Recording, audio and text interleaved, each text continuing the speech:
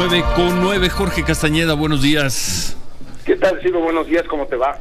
Pues de nueva cuenta muchos temas, Jorge. ¿Por dónde quieres empezar? Las campañas, México, Donald Trump.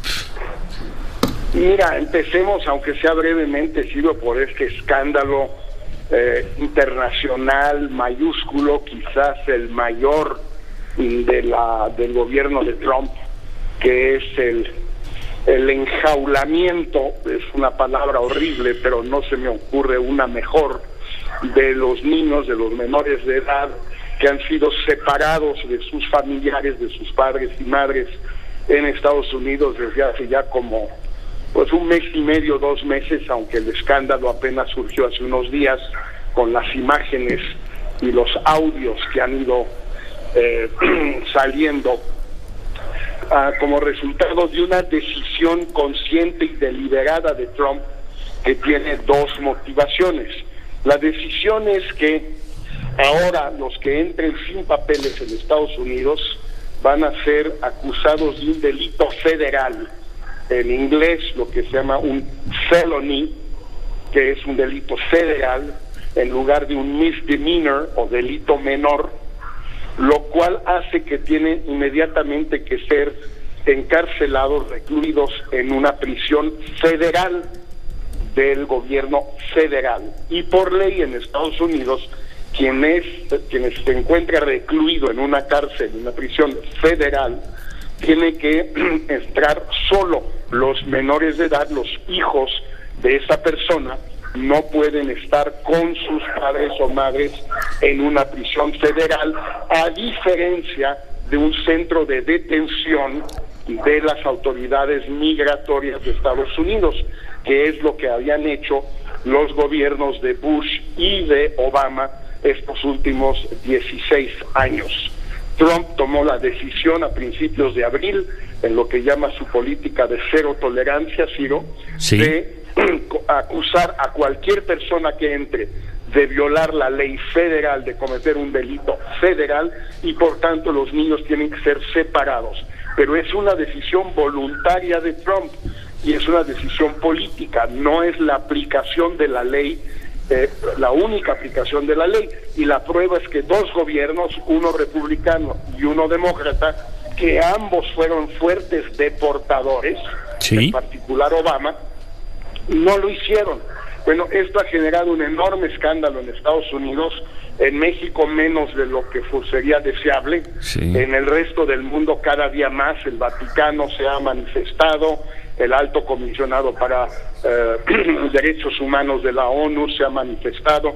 En fin, es realmente uno de los momentos más tristes, más trágicos y más deleznables, Ciro, del gobierno de Donald Trump. Se supone, Manuel, que va a dar una conferencia de prensa el canciller Videgaray. La Cancillería se va a dar una conferencia de prensa a las 11 de la mañana. A las 11, Jorge.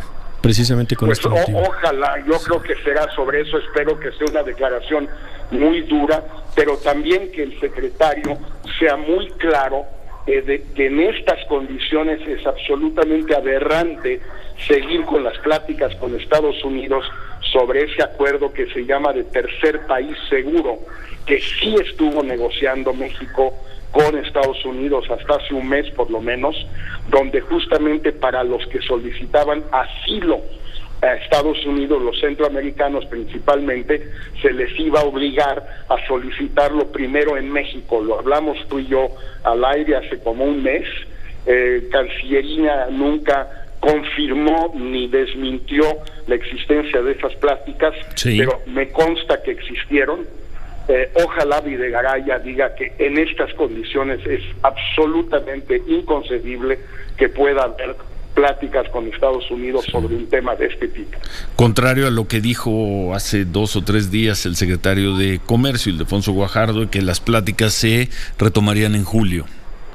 Bueno, las pláticas de comercio, yo estoy hablando de lo que se llama el acuerdo del tercer país seguro a propósito del asilo para centroamericanos. Una cosa muy concreta que Relaciones sí estaba negociando, la Embajada de México en Washington sí estaba negociando, que fue denunciado por el Washington Post. De acuerdo, a lo que me refiero es que corre por vías paralelas, separadas. Una cosa es la parte humanitaria y otra es la negociación comercial. O sea, el la famoso Cancillería paquete que nos prometió el presidente Peña Nieto, pues no hubo tal, no hay tal paquete, no hay tal negociación integral, pero por lo menos que en lo migratorio no haya una pista de darles a Estados Unidos, hacerle a Estados Unidos ese favor del acuerdo de tercer país seguro, que es lo que ellos quieren en particular para los solicitantes de asilo. Lo comercial corre por otra vía. Pues sí, cosa que yo lamento, Ciro, nunca he estado de acuerdo con eso, y el presidente Peña Nieto tampoco, pero así resultó en los hechos. Lo comercial trae su propio carril, su propia pista, probablemente se renueven las pláticas a nivel ministerial en julio. Yo ya no veo muy bien a dónde van a ir, ya con un presidente electo en México y con un Senado electo en México. Es muy importante recordar que en México elegimos a la totalidad de la Cámara Alta, a diferencia de Estados Unidos, y por lo tanto pues va a ser un Senado con una configuración completamente distinta, y un presidente electo, cualquiera que sea, pues no veo por qué o de qué manera va a sentirse obligado por lo que negocie un presidente saliente, que sobre todo habrá sido, creo que de eso no hay duda, sino repudiado en las urnas, su partido. Independientemente de quién gane, quién quede en segundo y quién quede en tercer lugar, creo que no hay una sola encuesta que no muestre un enorme repudio al PRI y al presidente Peña Nieto. ¿Con qué cara, con qué ropa quieren negociar un acuerdo de esta magnitud con Estados Unidos después de la elección? Bueno, híjoles, pues qué duro, pues Jorge.